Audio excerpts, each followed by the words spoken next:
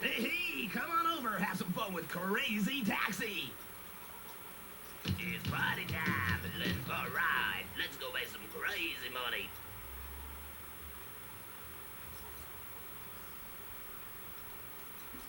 Go ahead and pick a car and driver. Here you go. Yeah, we gonna have some fun. Hey, it's time to make some crazy money. Are you ready? Here we go. Hey there, comrades. It's me, Lost Nomad. Thanks for joining me today for another episode. I hope you enjoyed this one as much as I enjoyed making it. This game's very near and dear to my heart, Crazy Taxi. This game came out in the arcades in 1999 and made it home on the Sega Dreamcast in early 2000. And wait, what is...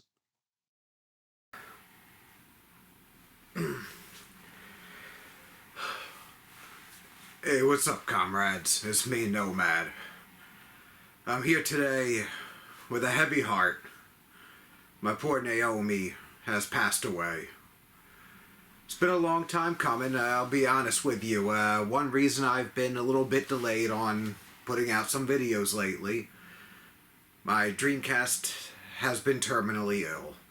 She's been diagnosed with lazy laser syndrome. That's right, the LLS. Most Sega Dreamcast systems in their lifetime will experience this, much like men with ED. It's unfortunate. There's not a whole lot you can do. There's a few supplement things you can try and do to get it going a little longer, but in the end, they meet their end. So I just wanted to have you all join me on this day and say goodbye to my Sega Dreamcast. I've made a little bit of a montage, and I hope you'll enjoy this. It's a sad day. I'm not sure if I was ready.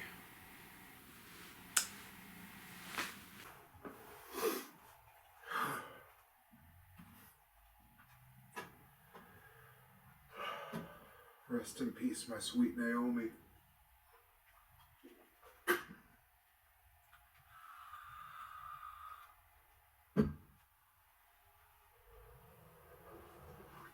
This one's for you.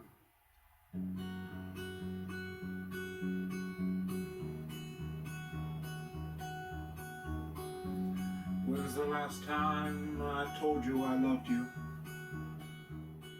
I'd have said it more if I knew it'd be the last.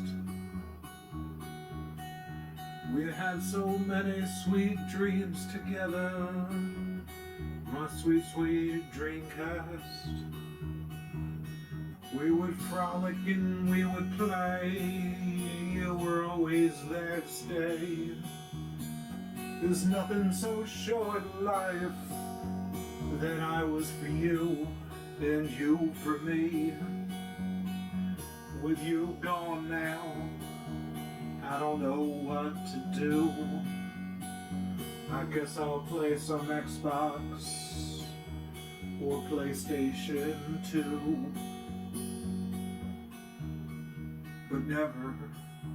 But never Nintendo.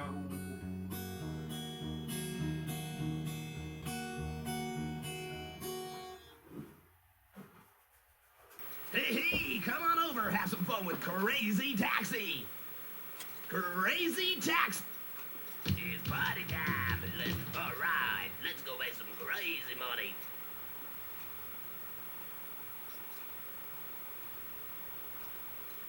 Go ahead and finish it. Yeah, we gonna have some fun. Hey, it's time to make some crazy money. Are you ready? Here we go. Hey, let's play some Crazy Taxi. Here we go! Welcome back, comrades. Sorry for that horrible little piece of music intro there for this. I like to keep it cheesy, emotional, and those feelings were real. They were deep. You can't say they weren't. Anyway, on to the important parts of this. This is Crazy Taxi played on the Sega Dreamcast original hardware. Yes, I got a Dreamcast back up and running. Um, inevitably I'm going to have to one day invest in the GDMU, but for right now I am playing still off of a laser-based system. This game is very near and dear to my heart, as I mentioned before, and farther explained by the montage. Uh, I like to believe that we all have games that we look back on and kind of just feel at peace playing. This game held so much for me. All the references, the cultural references to popular places at the time. I grew up in an area that is kind of like a strip mall of sorts. So I had a lot of these types of businesses very local to me. I had a Tower Records right up the street, a KFC across the street. There's probably like a 10-minute train ride to get over to the stadiums. This is all stuff that I saw on a daily. Like this was just daily life for me. Also the soundtrack. It was right there at the peak of like my rebellious youth. Which I guess never kind of ended, just with more creaks and cracks in the bones and joints. But Bad Religion has been a staple of my music repertoire, and so has The Offspring. So this game was really just an all-in-one package of relevance at the time, and now just a time capsule of nostalgia. However, when you start to explore it on other systems, I believe after the Xbox generation, due to licensings, the soundtracks began to be changed. And some of that music was still good and still had some relevance and whatnot, kind of period pieced. But this was where it was all based for me. The simple gameplay that had a good learning curve, uh, the experience, like gap in it, I guess you could say. The ceiling. There you go. The difficulty ceiling, where anybody can pick up the game, play, and grab a few customers. But the real key of the game was starting to memorize which color circle was going to be asking you to go where at what end of the map. Like you really kind of become a little piece of this world. You become a cab driver. You become an Uber driver. You start to learn all the shortcuts. You start to learn the quickest ways to handle everything. It became a huge time sink for me. Even beyond picking up the customers and learning some more about the routes in the city and the different places people are going to want to go based off of the color that you pick them up on. There's also the crazy drifting and the dash. Then there's like the secret dash, which wasn't really secret, but some people just couldn't get the hang of, and that's what really separated the hardcore fans of the game from your casual player, I guess you could say. If you notice in the footage, it is sped up, but you'll see a lot of me going back and forth between drive and reverse really quickly. Honestly, I think with the speed up, you can't see it that much because it happens so quick. But that is one way I'm able to do those drift stops up against walls. It just kind of messes up the physics of the game and allows you just to get that little bit of extra money, a little extra combo out, that little boost of speed that you really need. It allows you to do like 180s while in place after you're stopped. It's a real key feature, and it's just a neat little trick that was intended. It was put in the game on purpose, and then farther exacerbated with the Xbox version when they added in the crazy hop. You could literally just like jump streets, combining that jump with like a small ramp in the dash. They the game again. They planned on it. They started putting people literally on rooftops for you to pick up. So there's a lot of cool little things you could do and explore and find in this game. Even in this original version, there are people you can pick up that are out in the sea. Like there's some areas with water that you can fall into, and it's not the end of the world if you fall into it because there's actually going to be customers down there underwater. I wish they would have thanked you for taking them out of the water. But yeah, I mean, I would love to hear some more about other people's opinions on this title, other versions of it, and just other games that you guys all play and kind of feel the same. Like again, playing this game just puts me at peace. Like no matter how bad of a day I've had, I can sit down and boot up Crazy Taxi, and it's like the rest of the world doesn't matter for 20 minutes. This is a game that's always going to be very important to me, and I'll always have a Dreamcast on hand for it.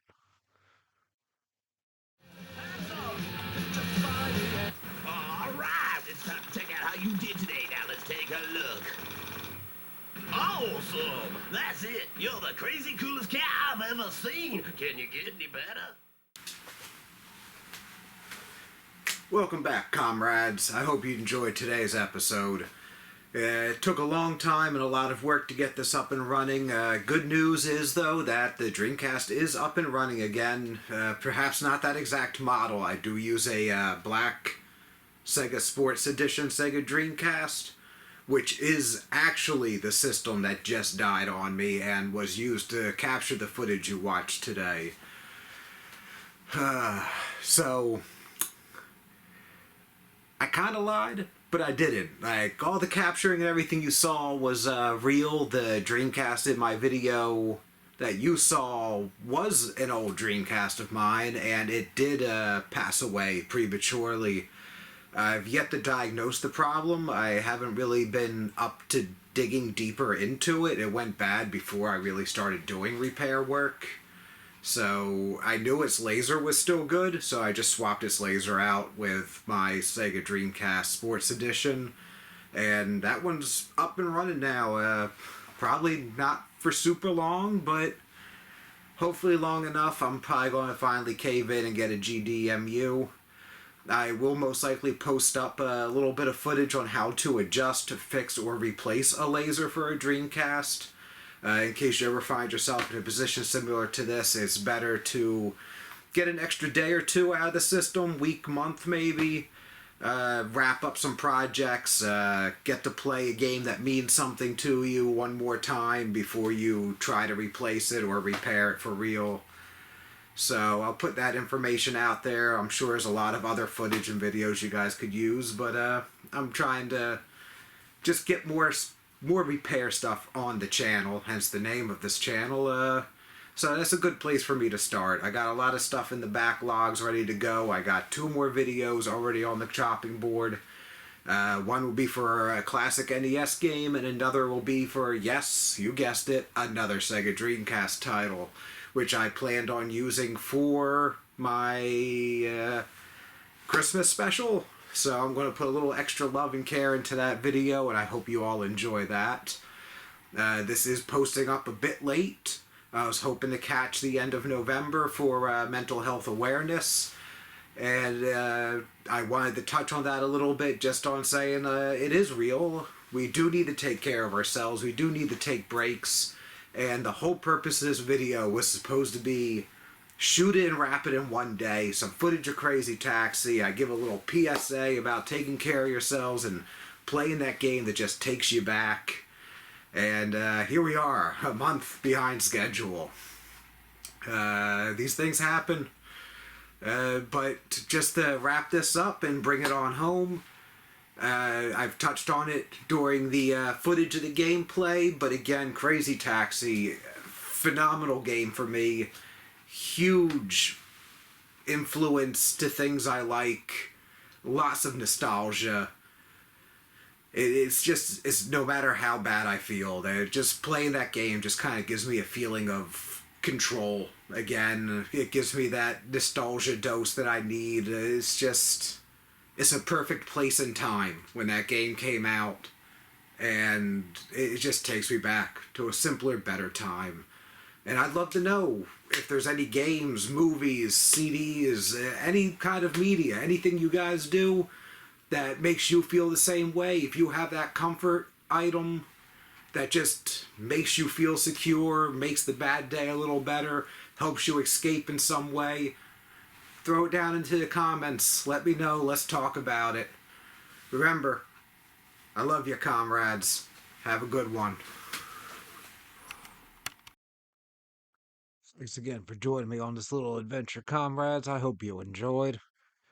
It's been another long month, but we keep on trudging through and we do what we do. Please leave a like, give a subscribe, leave some comments down below about some of your favorite things to play and mess with. Let's start some dialogue. I'm always open to hear everybody else's opinions and ideas and what you guys enjoy, because you never know. If I see a couple reoccurring titles, there's a good chance I have it in my collection. If not, I may add it to my collection, and you may even help and like teach me about a new game. You might help me find something new I enjoy, and that's one of the reasons I made this channel. The network, the talk, meet some people, and broaden my range on things that I know. So, thanks again. Stay well. Love you, comrades. Be safe.